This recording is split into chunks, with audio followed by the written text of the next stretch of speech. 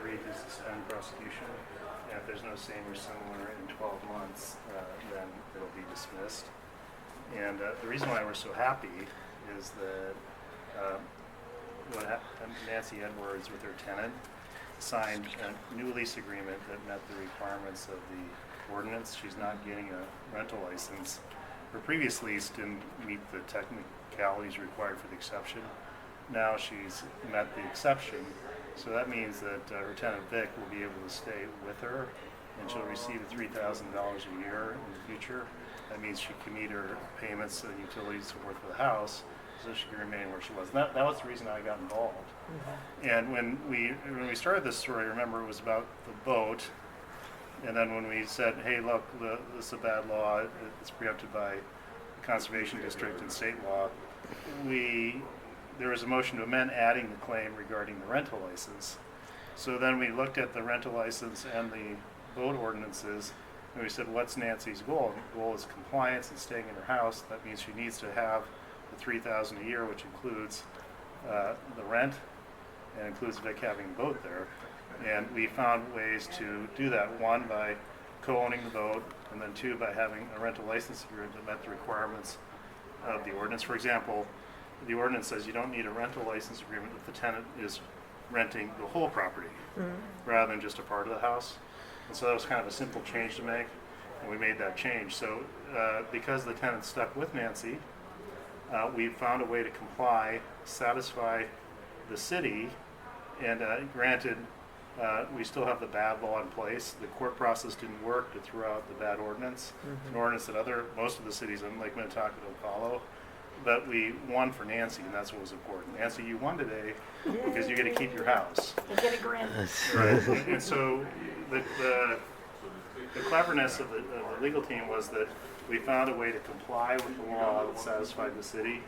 So now we just proceed, and you live as you have, and you're going to be fine. But it was close because someone had to sit down and say, look, these are bad ordinances. No wonder why they have big exceptions.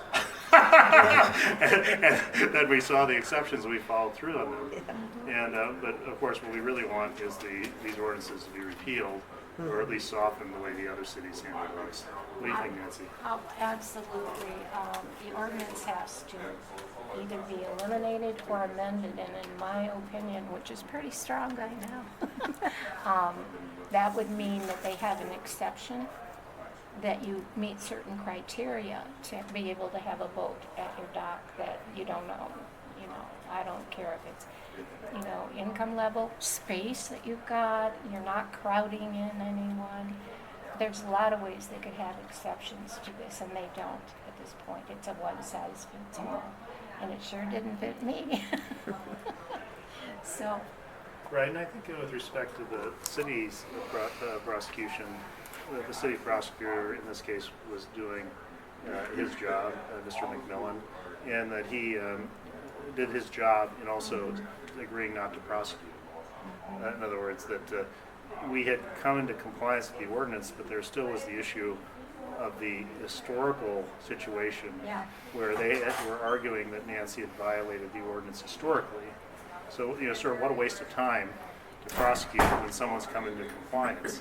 Now remember, Nancy didn't benefit from any notice at all prior to the criminal proceeding being started. So the city could have chosen to give her notice, and then we could have done this before the prosecution started, and that would have lowered the temperature in the room. But the temperature went up because they went after you as if you were a common criminal.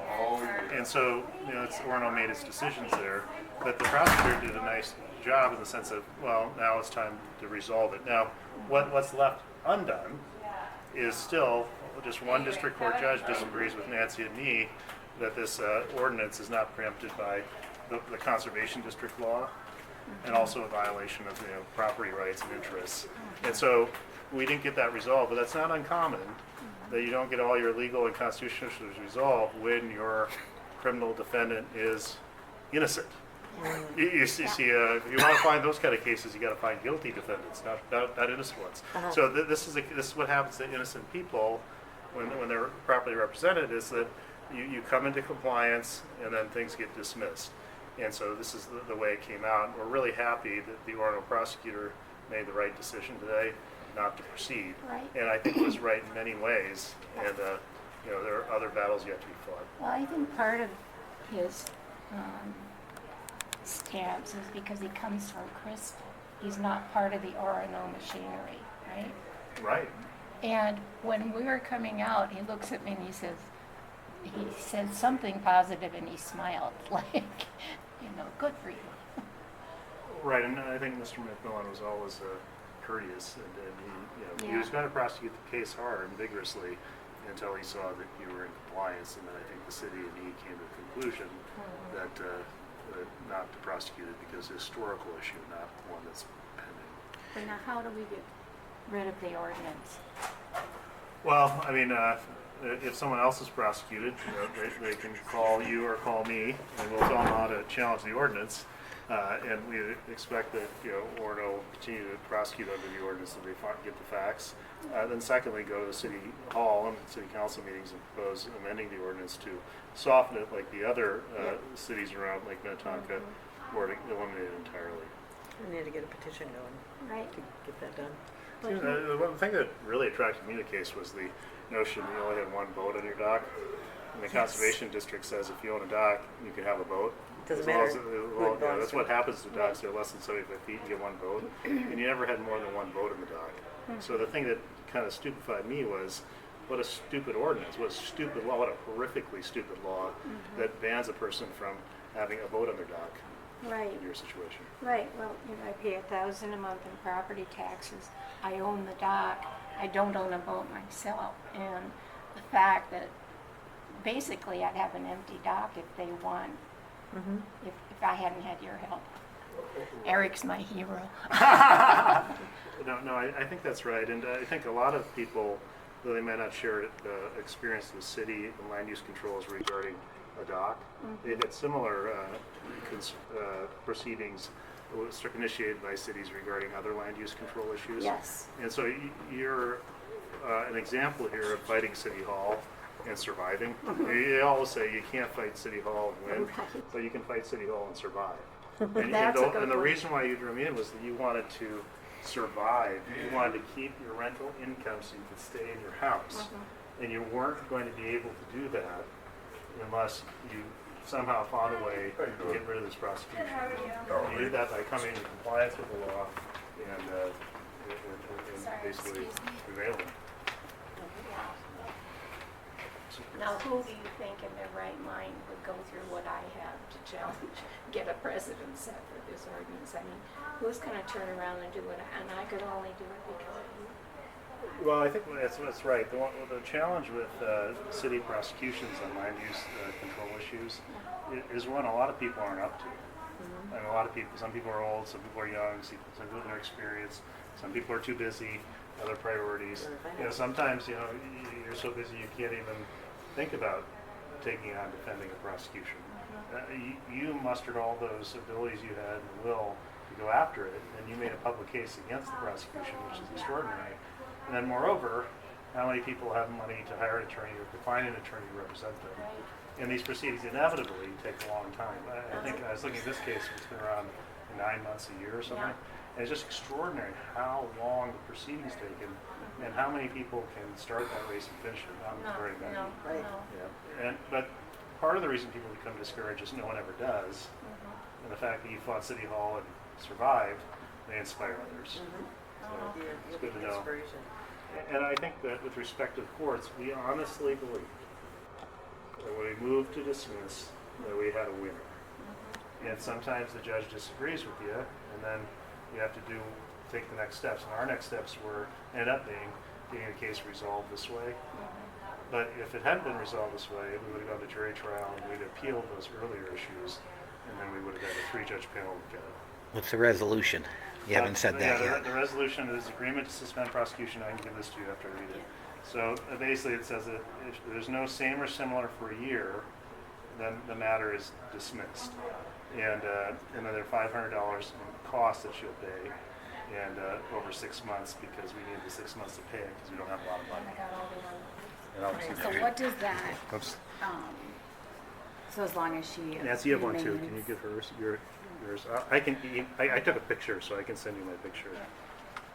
I'm sorry. There you go. So does that mean like as long as she remains in compliance with these laws, then it's dropped in a year? That's Is right. that's the If first she- thing? If she ends up, so what we did, we had sent the lease to the city, showing that we were compliant this year.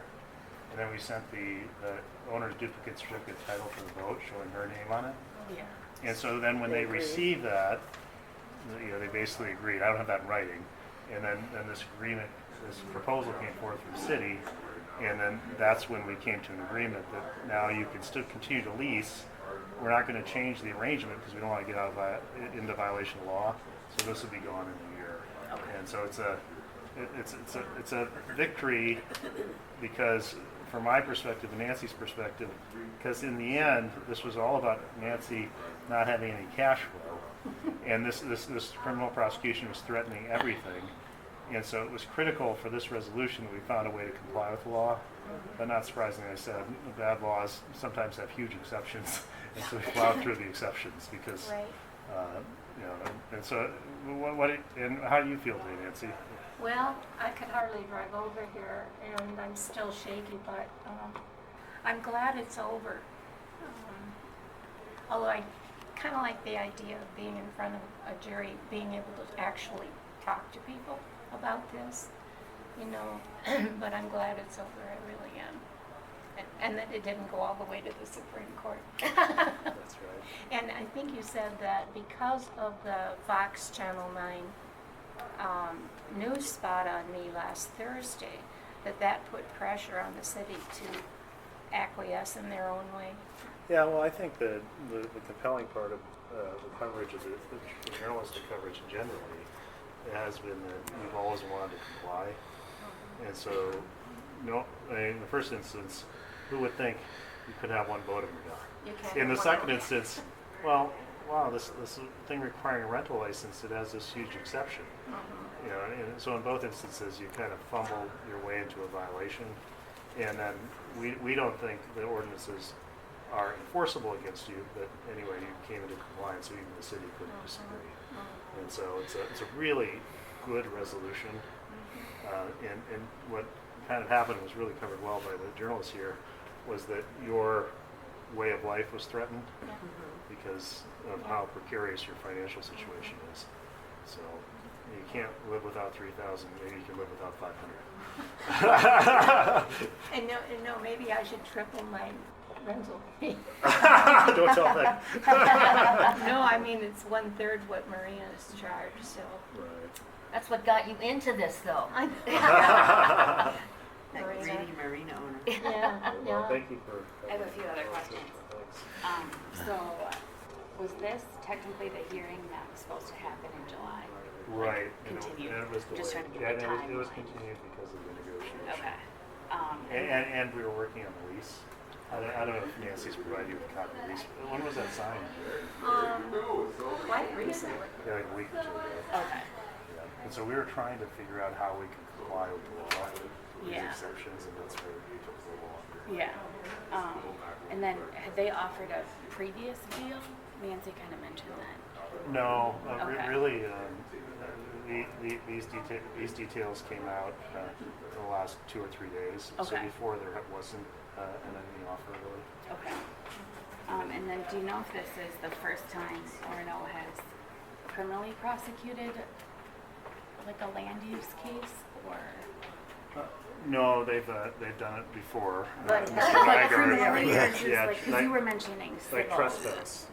Well, hey folks, yes and no. I was prosecuted in civil court and ended up in jail for contempt.